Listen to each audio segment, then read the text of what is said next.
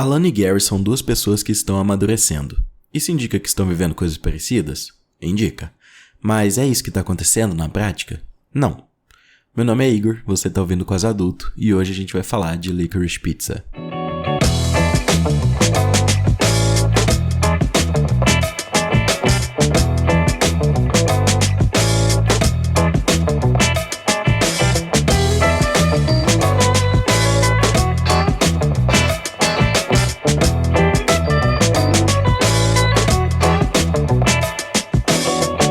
Esse filme é feito pelo Paul Thomas Anderson e eu honestamente não sei o suficiente sobre cinema para dizer muito sobre ele.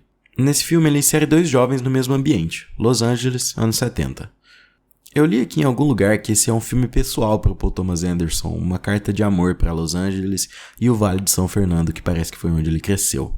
Não me relaciono, eu não tenho nada a ver com quem viveu esse momento histórico e nem com quem viveu na Califórnia. Eu sou mineiro, não tem nada a ver comigo. Mas aí ele constrói personagens muito bons e o contexto só ajuda. Então eu senti vontade de viver aquilo ali. Eu consegui me inserir no filme como se eu fosse um dos personagens, ou como se eu quisesse ser. Acho que quando você encontra inspiração em algo que está focalizado, toda a criatividade que pode estar ao redor disso te encontra também. No caso, o diretor tinha um ambiente e um período como temática. O que acompanha isso é realmente acompanhamento. Penso que se eu fosse fazer uma história ambientada em Uberlândia, provavelmente seria simples de contar. Basta eu passar um tempo sentado na Praça da Bicota e assistir a vida acontecendo por algum tempo. Depois ir para outra praça, depois para UFO, Teatro Municipal e coisas assim.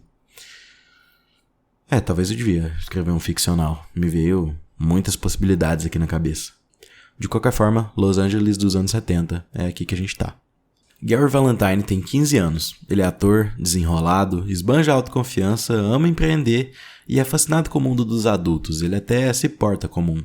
Alana Kane tem 25 anos, é uma quase adulta confusa, perdida e não sabe o que realmente quer fazer da vida. Ela mora com os pais e com as irmãs.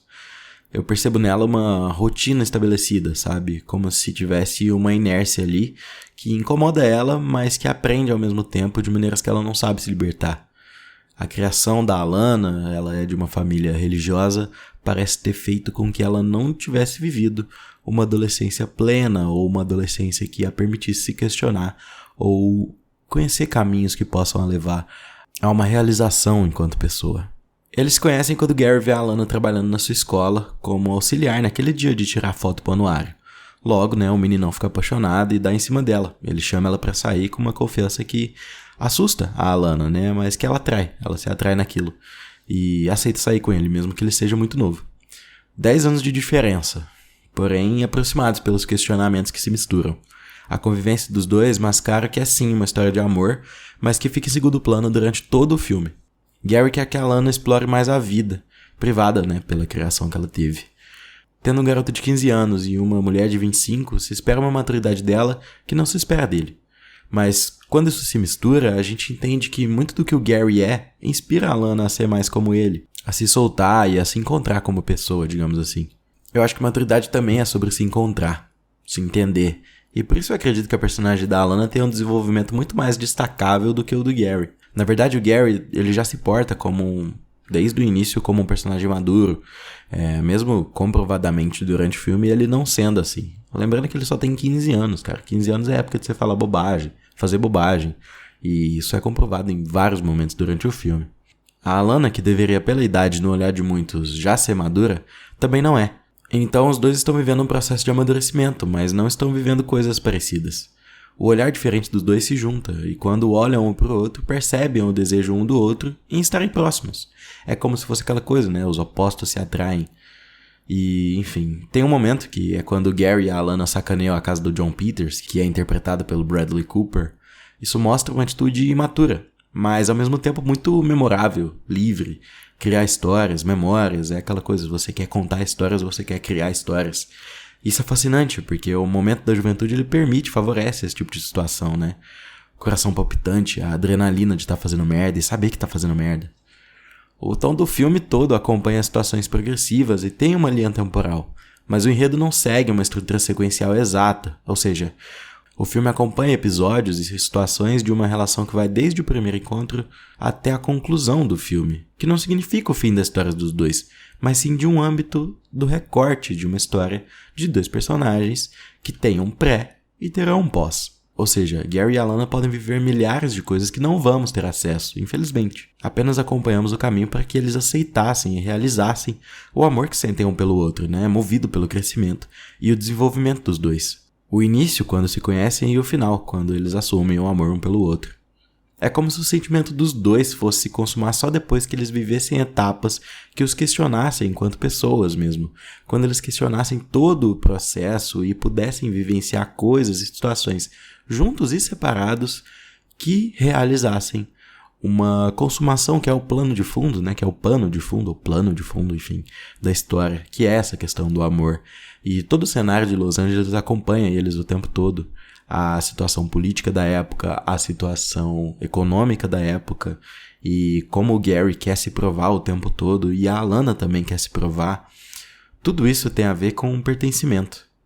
Eles querem se sentir importantes, querem se sentir únicos, e isso é extremamente relacionável. Todo mundo gostaria de se sentir assim, respeitável, admirado. Pertencimento, eu acho que é a realização daquela frase, né, que é eu sei o que eu tô fazendo. Muitas das vezes eu tô no meu trabalho, eu tô na faculdade e eu vejo uma sensação muito forte em mim de que, nossa, parece que eu tô fingindo que eu sei o que eu tô fazendo. É como se eu estivesse fingindo que eu sou um jornalista, é como se eu estivesse fingindo que eu sou um redator, como se eu soubesse escrever um texto. É um questionamento que é também uma síndrome de impostor, mas enfim.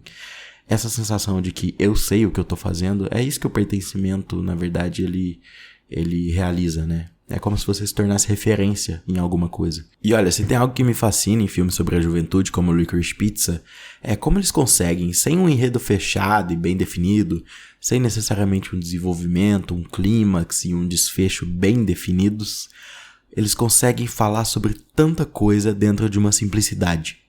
É como se, para muita gente, eles não estão falando de nada, mas o segredo da temática dos filmes Coming of Age é justamente esse. Conectar as pessoas por meio de histórias simples, que parecem não ser nada demais. Licorice Pizza não faz sentido para quem não consegue criar empatia com o momento da vida dos personagens ou não se identifica, o que eu acho honestamente muito difícil. Talvez seja só um estranhamento com a temática desse tipo de filme, desse tipo de conteúdo, e enfim, livro, qualquer temática que seja, ou até mesmo esse podcast. Cada um tem a sua Califórnia dos anos 70, a sua jornada de descobrimento e muitos têm até alguém que se possa relacionar com a sua Alana ou o seu Gary, a pessoa que te torna algo diferente, a pessoa que te motiva ou que te tira do lugar ou que te questiona se você tá fazendo a coisa certa. No total da história, uma cena que vai ficar na minha cabeça é a da Alana e do Gary correndo pela cidade. O sentimento de vento no rosto, a respiração acelerada, os pés parecendo levitar, como se você pudesse não parar de correr, escolheria não parar. Essa cena simboliza a juventude pra mim, uma liberdade única de não pensar se o joelho vai doer ou se você vai ser atropelado. Pura e simples corrida, uma manifestação de energia livre, com ou atrás de quem a gente gosta. Eu recomendo o Licorice Pizza e se você gostou do episódio, não esqueça de deixar um like aí no YouTube. Caso você tenha ouvido no Spotify, nos classifique, dê aí essas 5 estrelas ou enfim, menos estrelas, depende, você pode classificar como quiser. Comente o episódio aí na aba dos comentários, isso é fundamental para que a gente tenha mais alcance, que esse conteúdo chegue em cada vez mais pessoas. Obrigado e até a próxima.